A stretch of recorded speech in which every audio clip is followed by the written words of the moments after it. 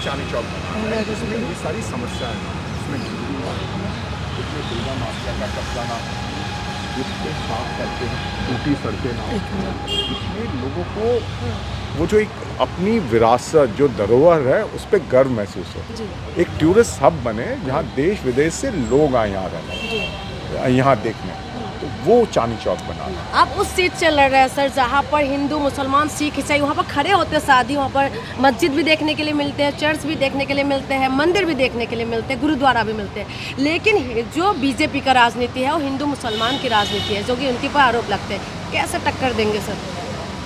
जहाँ तक चांदनी चौक की बात है, ये एक धार्मिक धरोहर वाला क्षेत्र है। यहाँ पे गौरी शंकर मंदिर भी है, जामा मस्जिद भी है, शीशगंज गुरुद्वारा भी है, दिगंबर जैन टेम्पल भी है और अनेकों चर्च भी है।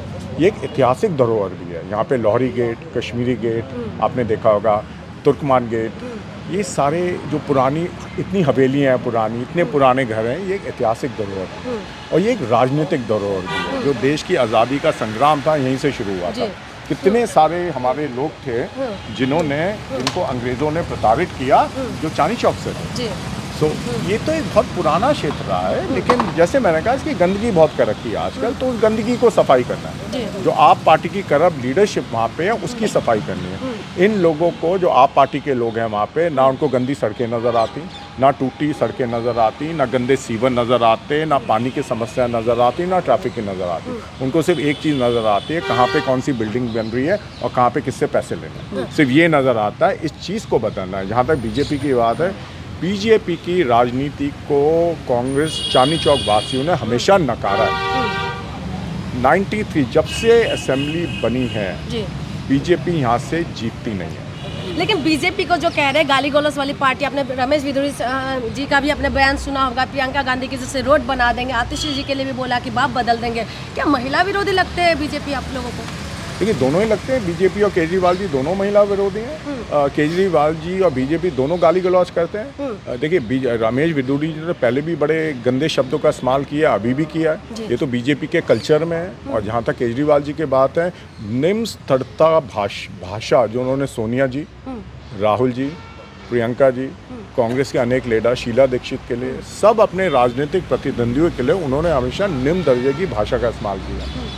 तो देखिए कांग्रेस हमेशा इन राजनीति से दूर रहती है। आपकी वैचारिक लड़ाई है, आप उसको अपनी बात बोलें जनता को, लेकिन किसी पे पर्सनल आक्षेप और गंदी भाषा गाली गलौज करना ठीक नहीं है। ये मेरा हमेशा मानना रहता है राजनीति में। सर बीजेपी और आम आदमी पार्टी के सामने इस बार कांग्रेस की क्या रणनीति रहने वाली है जीत के लिए?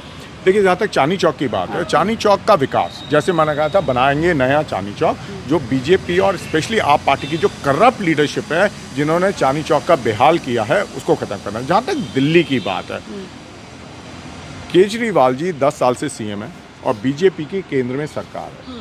डीडीए आता है केंद्र सरकार के अंदर, पुलिस आती है केंद्र सरकार में, लेकिन एमसीडी आम आदमी पार्टी के पास है और जो दिल्ली एडमिनिस्ट्रेशन है आम आदमी के पास है। अगर इनको दिल्ली में सुधार करना होता तो साथ में बैठते और सुधार करते। मैं मान सकता हूँ आपकी राजनीतिक प्रतिद्वंद्विता है, लेकिन जब लोगों के काम होते हैं, आपको जो आपका विरोधी होता है उसके साथ भी बैठ के काम करना चाहिए, क्योंकि आपको तो जिताया किस लिए? लोगों के काम के लिए जिताया ना, आपके पर्सनल उसके लिए तो नहीं जिताया।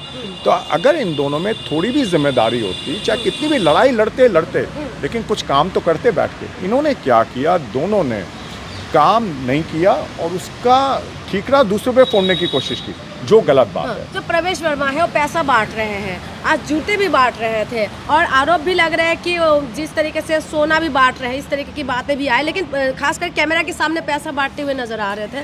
क्या लग रहा है सर, आप लोगों का क्या स्टैंड है? देखिए पैसा तो ना कैमरा के सामने बांटना चाहिए ना कैमरा के पीछे बांटना चाहिए। लोग जो लेके आ रहे थे वो दिखाई दे रहे थे। आप जो मतदाता को खरीदना चाहते हैं ये गलत बात है। जो भी काम करें, जो हमारा कानून है उसके दायरे से बाहर कोई काम नहीं होना चाहिए।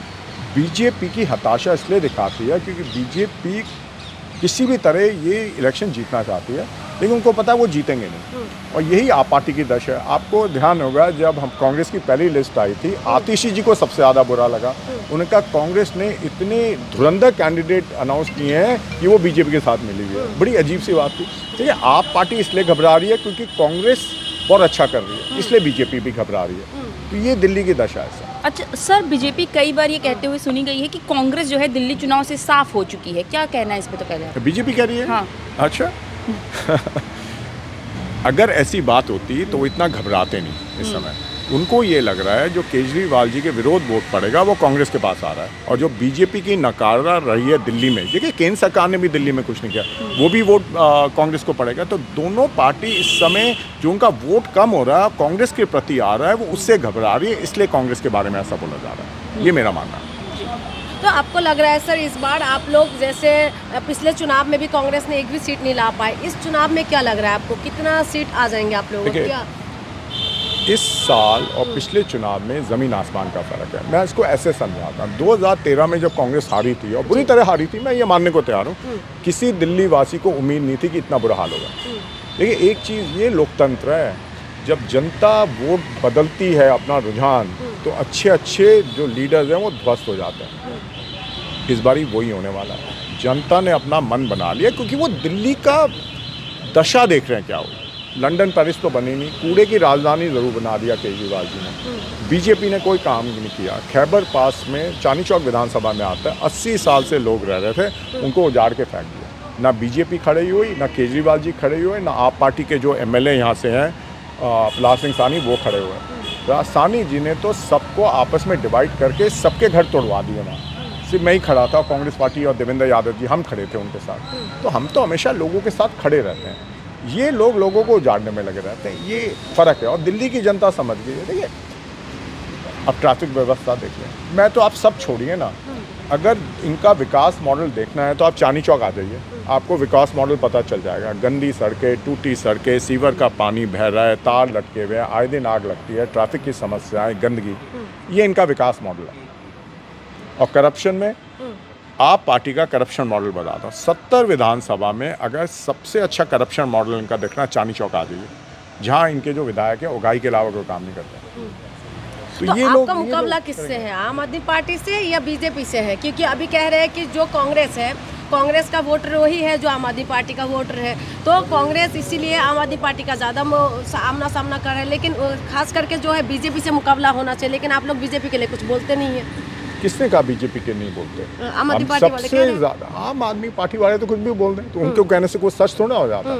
आज तक बीजेपी और आरएसएस विचारधारा से कांग्रेस ही तो लड़ी है इस देश में, और कौन सी ऐसी पार्टी है जिसने हमेशा बीजेपी का विरोध किया? कहीं ना कहीं उनसे मिल जाते हैं। केजरीवाल जी का ले लीजिए, जब अन्ना आंदोलन रामलीला मैदान में क्या था, तो सबसे ज़्यादा सपोर्ट किसने की थी? आरएसएस ने की थी। मैं जानता हूँ आरएसएस वाले जो वहाँ पे जाते थे, रोज़ सेवा करते थे सुबह शाम, तो केजरीवाल जी ने उनकी मदद क्यों ली? यही केजरीवाल जी, एक बार इनकी वेबसाइट पे बैनर आया था, Kejriwal for CM and Modi for PM. वो क्यों आया था? वो जब मर्जी होती है तब बीजेपी के पाले में चले जाते हैं। तो देखिए केजरीवाल जी तो कुछ भी कह ले, उनका तो काम है आरोप लगाना। कोई कांग्रेस के बारे में हिंदुस्तान में ये नहीं कह सकता उन्होंने बीजेपी और आरएसएस से कभी भी समझौता किया हो। हम ही तो लड़े थे, हमारे लीडर महात्मा गांधी जी, जवाहरलाल नेहरू जी, इंदिरा गांधी जी, राजीव गांधी जी, सोनिया जी, राहुल जी, प्रियंका जी, खड़गे जी, कौन लड़ रहा है आरएसएस और बीजेपी के विरोध में? अगर कांग्रेस आज नहीं लड़ रही होती तो ये तो सब पार्टीज को ख़त्म कर देते। कांग्रेस लड़ रही है। हमें केजरीवाल जी से सर्टिफिकेट नहीं चाहिए कि हम बीजेपी के साथ हैं, हमें बीजेपी से सर्टिफिकेट नहीं चाहिए कि हम हिंदू और देशभक्त हैं।